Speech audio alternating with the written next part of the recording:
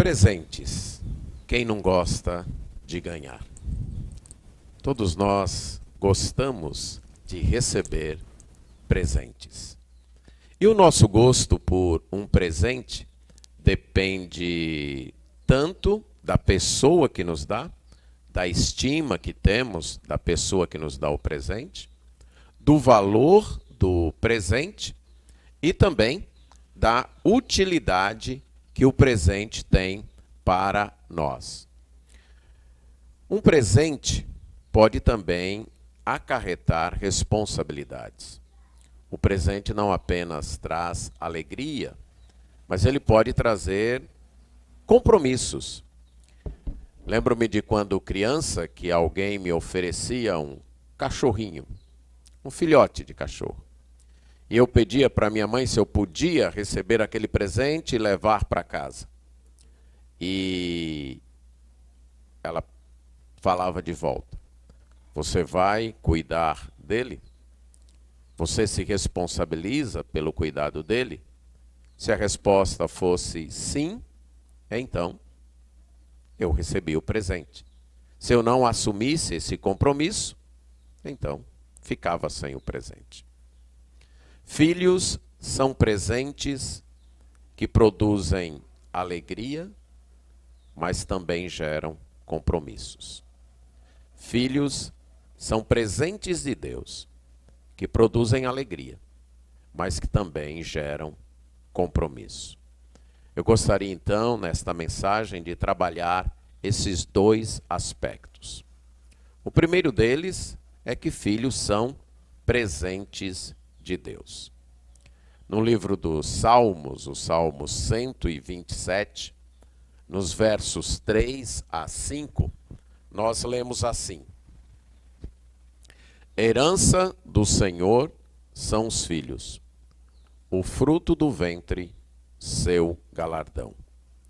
Como flechas na mão do guerreiro, assim os filhos da mocidade.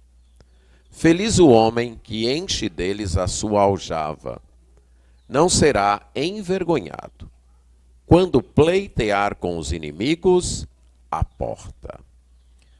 Esse texto nos mostra que os filhos são presentes de Deus.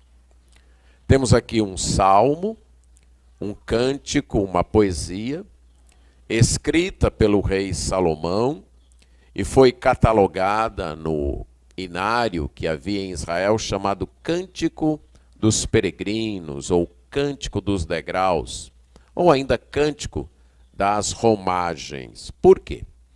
Porque era um salmo entoado quando o povo ia para o templo, para o pátio do templo, para a adoração. Então eles seguiam cantando. Cantavam então numa procissão, caminhando, aquele grupo ia cantando os salmos dos degraus, ou dos peregrinos, ou os salmos de romagem. E havia então os degraus para que eles subissem até o pátio do templo. Por isso, o cântico, ou estes cânticos, receberam este nome de Cântico dos Degraus, ou Cântico das Romagens, ou Cântico dos Peregrinos. Neste cântico, Salomão celebra a dependência de Deus nos empreendimentos humanos. Ele quer deixar claro que se Deus não atuar, se Deus não agir, nenhum empreendimento humano será bem sucedido, incluindo a família, incluindo a edificação e a construção de uma família. E na segunda estrofe do Salmo, ele menciona então que os filhos são riquezas doadas por Deus. Ele diz: vejam, herança do Senhor são os filhos. Nossas versões não traduzem aí o vejam ou o eis, que era um recurso retórico utilizado pelos escritores bíblicos, tanto do Antigo como do Novo Testamento, para chamar a atenção das pessoas, para despertar nas pessoas a imaginação, fazer com que elas imaginassem o que eles estavam descrevendo. Então aqui Salomão usa este recurso retórico para dizer, preste atenção, vejam, herança do Senhor são os filhos. A palavra herança, normalmente, em seu sentido literal, designava o bem que alguém recebia por pertencer a uma família ou por ter afinidade com alguém. Normalmente um bem não merecido, que a pessoa não trabalhava para tê-lo. Uma herança, por exemplo, dos pais, não é preciso os filhos trabalharem para receber. Basta serem filhos, eles já estão recebendo a herança. Mas no sentido figurado, ela também expressava outros bens, inclusive bens que Deus doava para as pessoas. E aqui fala dos filhos como bens. No sentido literal, a palavra herança, em sua maior parte, designava a terra que os israelitas recebiam. E a terra era um fator de estabilidade e sustento, era muito importante para a família. A economia era uma economia baseada na agricultura. Então, ter terra era ter um meio de produção. Sem terra, a família ficava sem sustento e ficava sem estabilidade. Era obrigada a ficar vagando de um lugar para o outro, procurando um lugar para residir e também um meio para se sustentar. Mas se a terra fosse mantida dentro da família, geração após geração, sendo passada herança após herança, isso daria estabilidade e daria o sustento adequado à família. Mas nesse verso Salomão diz que a herança do Senhor são os filhos, ou melhor, os filhos. São a herança que Deus concede às pessoas. Em que sentido aí os filhos poderiam funcionar, vamos dizer assim, como herança? Em primeiro lugar, os filhos preservam o nome da família e preservam a família. Podemos imaginar que um casal sem filhos, a família deles termina com a morte deles. Mas um casal que tem filhos, a família continua. A família é preservada através dos filhos. Mas também os filhos fornecem o cuidado devido quando os pais não podem mais se sustentar. Especialmente naquela época, quando não havia sistemas de aposentadoria ou previdência social como nós temos hoje, e como eu mencionei, o meio de sustento era a terra, era o trabalho na agricultura. Quando um pai chegava a uma idade que ele não tinha mais forças para trabalhar a terra, ele poderia ficar sem sustento. Mas se ele tivesse filhos, os filhos ficariam com a terra e trabalhariam para o sustento dos pais. Mas há um terceiro aspecto aqui a ser mencionado na questão dos filhos como herança. Uma herança precisa ser cuidada. Alguém pode até receber uma grande herança, mas se a pessoa não cuidar bem da herança, não administrar bem a herança se tornará um meio de problemas. A herança se tornará algo que poderá trazer desequilíbrio para a pessoa. Mas se a pessoa zelar bem da sua herança, ela irá desfrutar da herança. A mesma coisa com os filhos. Os filhos podem ser fonte de bênção ou de maldição. Podem trazer alegrias ou tristezas. Depende da maneira como eles são criados. Filhos bem criados produzem alegria. Filhos que não são bem criados serão motivo de tristeza. Os filhos são herança. E como herança, eles precisam ser cuidados. Salomão vai usar uma outra imagem para expressar aqui o que são os filhos. Ele diz que são como flechas nas mãos de um guerreiro. Qual o papel de uma flecha? A flecha ela serve de proteção, de defesa. Quando se tem um inimigo, naquela época a flecha era uma arma. Quando um guerreiro ia para a guerra, ele precisava da flecha para se defender dos ataques dos inimigos.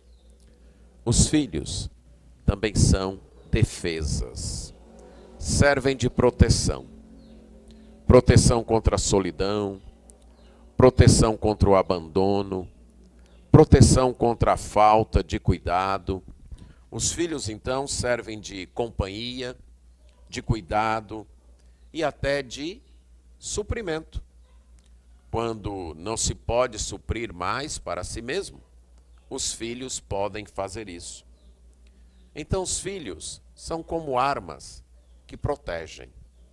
Armas que podem nos trazer proteção contra várias dificuldades e lutas que enfrentamos na vida. Ele diz aqui os filhos da sua mocidade. A ideia é que o homem teve filhos quando ainda era jovem. Então, quando ele chega à sua velhice, os filhos já cresceram e os filhos podem cuidar dele. Os filhos podem defendê-lo se ele for atacado. Os filhos podem estar vigiando para que ele não seja maltratado quando ele não puder mais se defender ou cuidar de si mesmo. Aí o texto vai dizer que feliz, isto é, bem-aventurado, abençoado, é o homem que enche deles a sua aljava. A aljava era um estojo no qual o guerreiro carregava suas flechas. Normalmente ele colocava nas costas, deixava as mãos livres para segurar o arco e a flecha e poder atirar a flecha. E quando ele atirava aquela flecha, ele colocava a mão lá na aljava, puxava outra flecha e atirava. Então é dito que é feliz, é abençoado o homem que tem filhos, porque ele não vai enfrentar as lutas da vida sozinho. Quando ele pleitear contra os seus inimigos na porta, a porta aqui referida é a porta da cidade. As cidades eram muradas e nos portões das cidades eram julgados os litígios, as contendas que havia. E muitas vezes as pessoas idosas eram desprotegidas, passadas para trás nesses litígios, nesses julgamentos.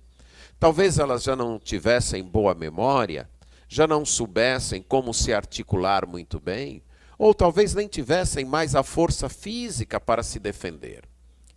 E aí alguns inimigos poderiam se aproveitar disso. Mas se ele tivesse filhos, se aquele homem tivesse filhos, os filhos assumiriam a defesa dele. Os filhos iriam defendê-lo contra os inimigos. Na vida nós enfrentamos muitas lutas, não semelhantes àquelas do tempo do rei Salomão. Mas os filhos podem servir de abrigo, de defesa, de proteção e até de ataque contra os inimigos, quando nós chegamos numa idade em que não podemos mais nos defender, nos proteger. É interessante esse ciclo da vida. Quando os filhos são pequenos, os pais devem protegê-los, os pais devem cuidar deles. Mas quando os pais chegam a uma certa idade, que perdem já suas forças, não têm mais a mesma mobilidade, muitas vezes a própria mente chega a falhar, é aí que os filhos agem para agora eles protegerem os pais. Os filhos então são bênçãos, são motivo de alegria, motivo então para nós nos regozijarmos, porque eles nos servem de sustento, de proteção, de defesa, são a herança, são os bens doados por Deus. Mas ainda podemos pensar em outras aplicações dos filhos como flechas. Uma flecha, então, era algo que o guerreiro preparava, deixava ela bem afiada, guardava em sua aljava e, no tempo certo, No tempo então da batalha, ele colocaria a mão na aljava, puxaria a flecha, estenderia o arco e enviaria a flecha para cumprir o seu destino, para cumprir aquilo para o qual ela havia sido preparada. Assim são os filhos.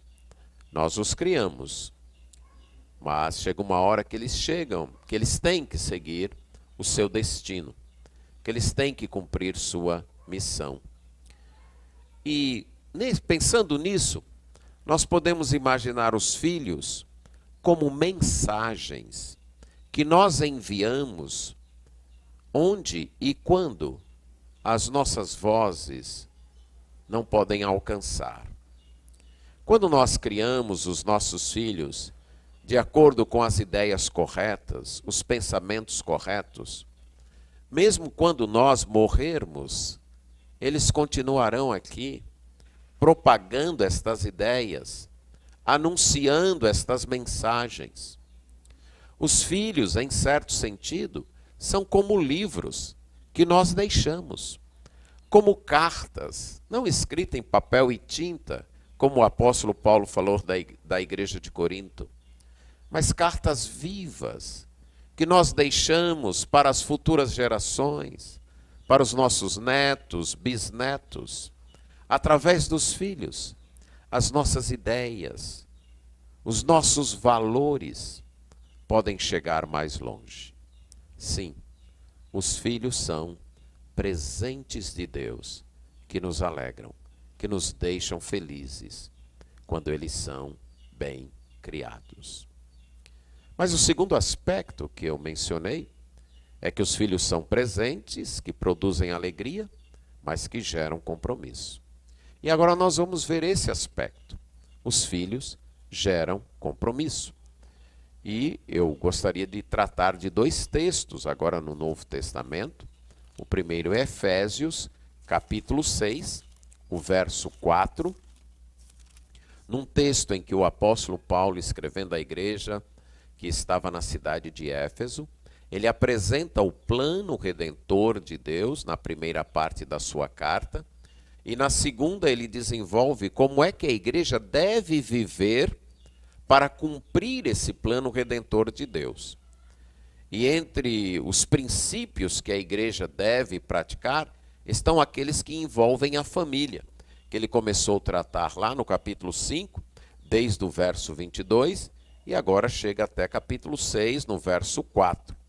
E no verso 4 ele fala aos pais: e vós, pais, não provoqueis vossos filhos à ira, mas criai-os na disciplina e na admoestação do Senhor. Um texto paralelo está lá em Colossenses, no capítulo 3 do livro de Colossenses, carta que o apóstolo escreveu à igreja de Colossos, que ficava perto, a cidade de Colossos ficava perto da cidade de Éfeso, e estas cartas foram escritas no mesmo tempo, enviadas até pelo mesmo mensageiro, na época em que Paulo estava aprisionado em Roma.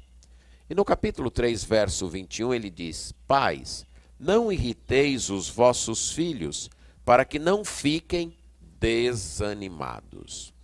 Então aqui nós temos uma ordem sobre o que não fazer e o que fazer.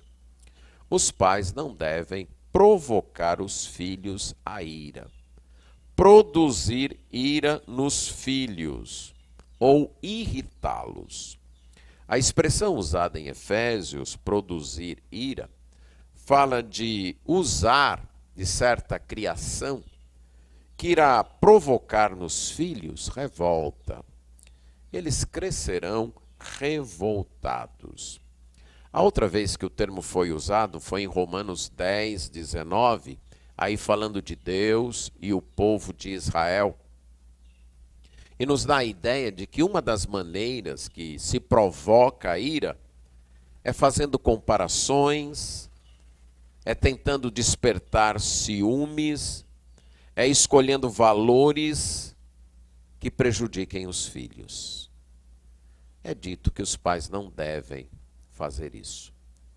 Há outras maneiras de se produzir ira nos filhos. Um pai que promete e não cumpre. Um pai que exige dos filhos mais do que os filhos podem realizar.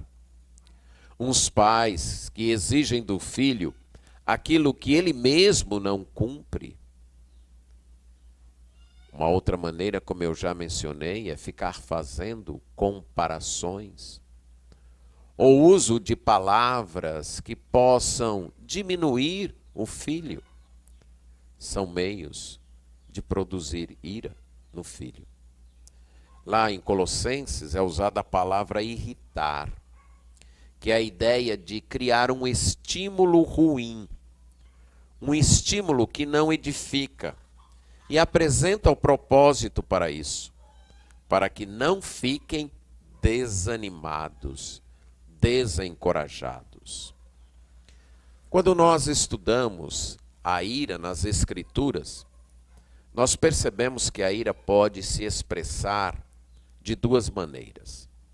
Ela pode se expressar numa revolta ativa, numa rebeldia que agride, que é como nós mais comumente conhecemos a ira, e aí podemos usar o exemplo de Saul, que ficou irado contra Davi, tentou matá-lo e passou a persegui-lo. Mas há também uma outra manifestação da ira. É a ira passiva, a ira surda, a ira que deixa a pessoa desanimada, desencorajada, desesperançada. E aí a gente pode citar como exemplo Jonas. Se você lembra da história de Jonas, ele ficou desanimado. Ele queria morrer. Ele pediu para morrer, inclusive. E Deus perguntou para ele: é razoável essa tua ira? No caso de Jonas, a ira produziu um desânimo, uma falta de sentido na vida, o desencorajamento. Os pais devem estar muito atentos a isso. Talvez você tenha filhos com temperamentos diferentes. E você acha que aquele que é revoltado, que fala coisas que não devia, que lhe responde, que bate a porta, que atira coisas no chão, ele está irado. E aquele outro que ficou quietinho, mas que não tem vontade de fazer nada, que ele não está irado, mas ele está. Muitas vezes a falta de ânimo, ânimo para estudar, ânimo para trabalhar, ânimo para fazer as coisas, ânimo até para viver, pode ser resultado da ira produzida pelos pais. Então lembre-se, não faça comparações. Cada filho é diferente. E nem compare seus filhos com os outros de fora. São seus filhos, não dos outros. Não tente provocar ciúmes neles, manifestando que gosta mais de um do que de outro, tendo preferências. Essa é outra maneira dos pais produzirem ira nos filhos, criando os filhos com preferências, preferindo mais um do que o outro. Todos são filhos e devem ser amados, estimados e cuidados como filhos. Cuidado na administração de uma disciplina. Se não é uma disciplina consistente, coerente, isso também pode produzir ira. Por exemplo, quando a criança diz um palavrão, que está só em casa, todo mundo acha engraçado, acha bonitinho. Mas aí quando ela diz aquele mesmo palavrão contra uma visita, aí ela é disciplinada. Isso é falta de consistência. E a criança fica sem saber como deve se comportar. E isso produz ira nas crianças. Ira nos filhos. Quando você começa a exigir dos seus filhos mais do que eles podem dar. Por exemplo, imagine aí uma menina ou um menino lavando a louça. E de repente um prato escorregou e quebrou. E aí o pai ou a mãe ficam com raiva. E depois a menina ou o menino vai perceber que aquilo também acontece com o pai e a mãe. Que em algum momento aquilo também acontece. E ele vai se sentir cobrado por uma coisa que ele não está à altura, e nem seu pai e sua mãe fazem. Isso produz ira. Prometer e não cumprir, como eu já mencionei. Usar palavrões com os filhos. Ou usar palavras depreciativas, do tipo: você nunca vai servir para nada na vida. Você nunca vai conseguir nada de valor. Você não presta. Ou você é burro, ou isso ou aquilo.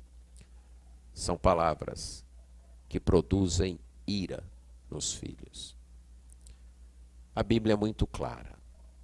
Pais, não produzam ira nos filhos de vocês. Quando a criança cresce e chega numa idade em que ele não tem interesse por nada, aparenta não gostar de nada, não se interessa pelo estudo, não se interessa por nada na vida, você fica a imaginar o que foi que aconteceu. Pode ser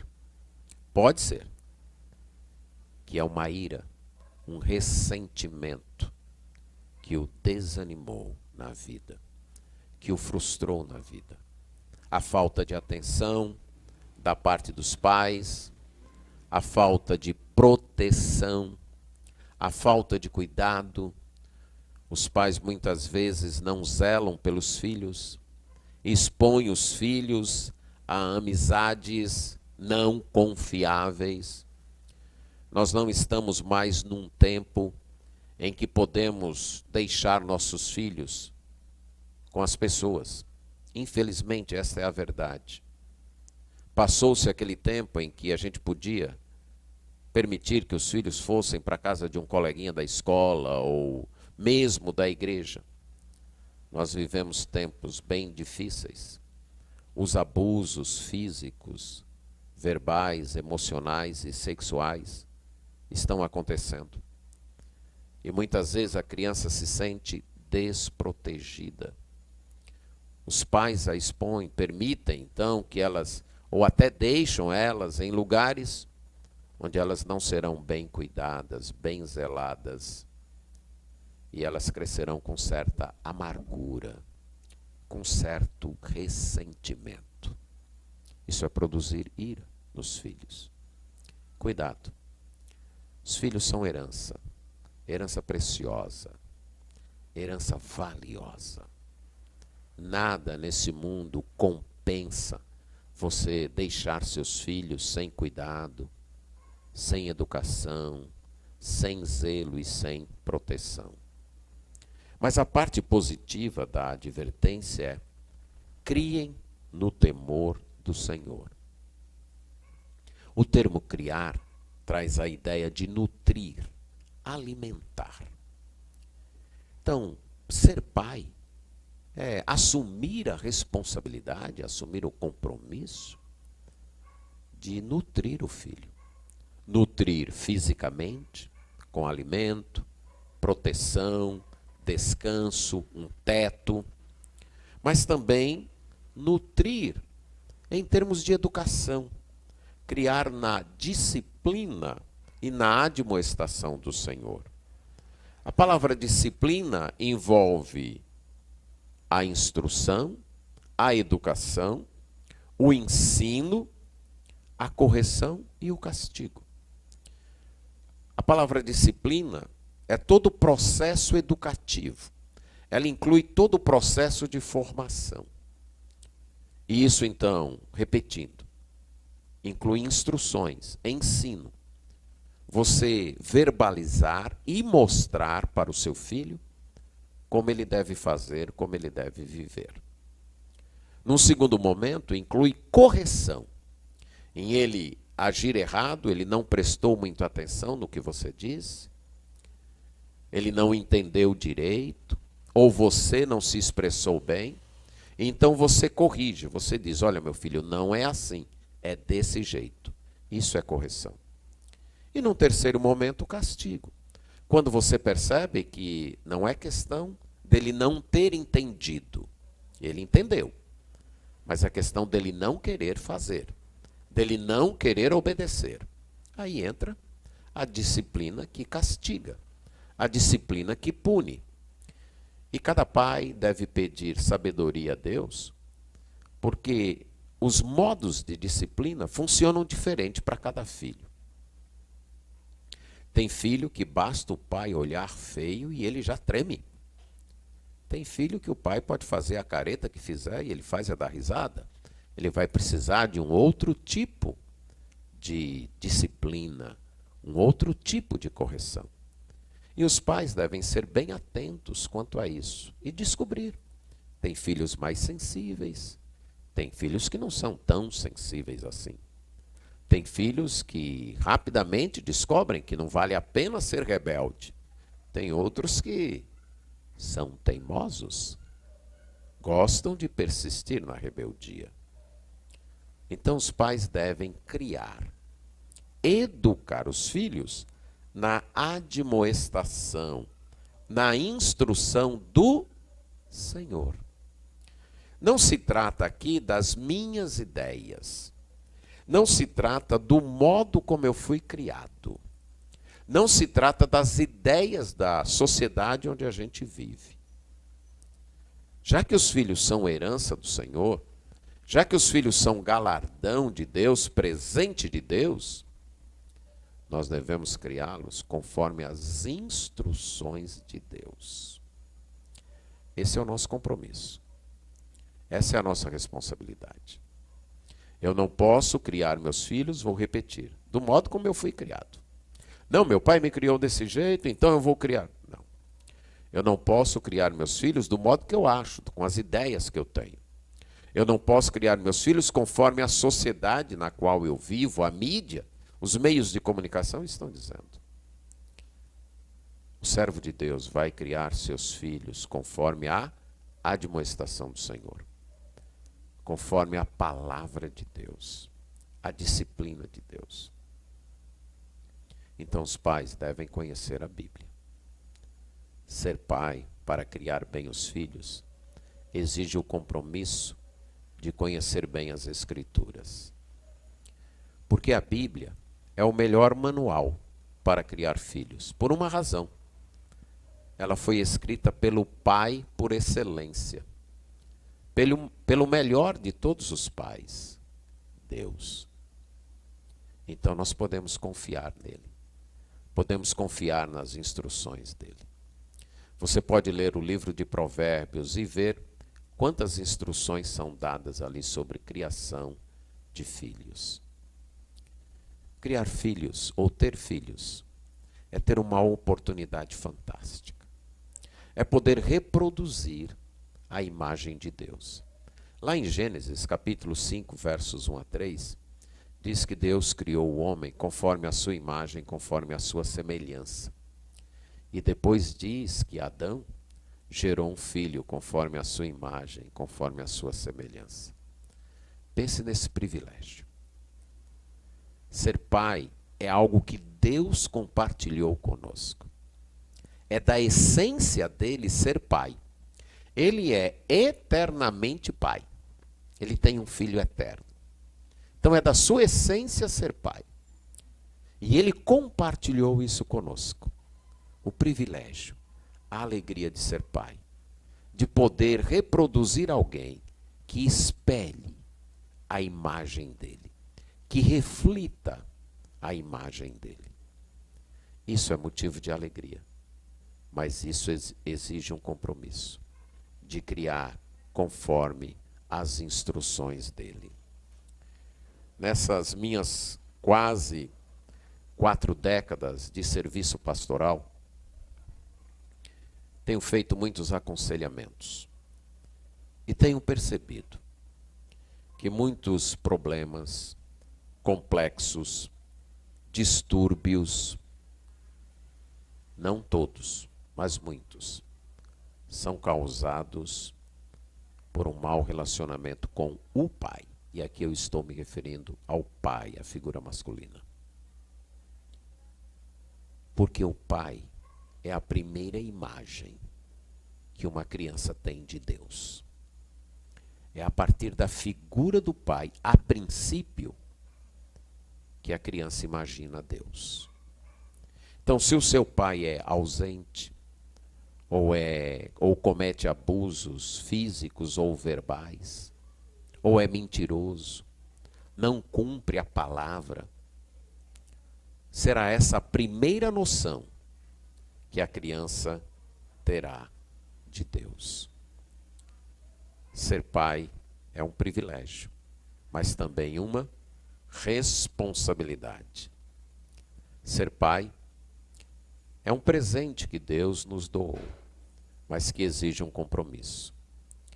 Amanhã nós festejaremos o Dia dos Pais. Pode ser que você esteja esperando um presente dos seus filhos. Deixa eu dizer para você que o presente você já recebeu. São os seus filhos. Filhos são presentes de Deus que nos alegram, mas que geram um compromisso. Feliz Dia dos Pais para você.